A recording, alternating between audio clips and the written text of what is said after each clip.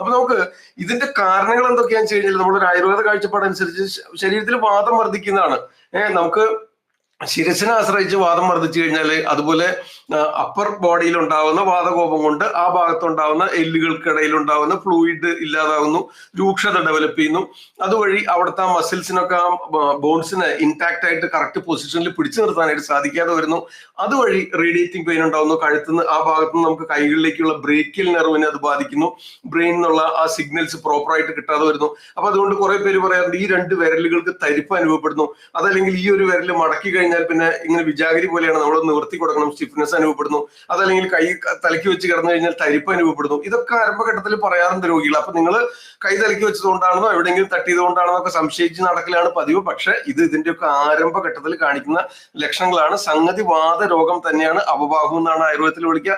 Hemiplegia എന്നൊക്കെ modern terminology അതിന്റെ അങ്ങനെ വിളിക്കുക.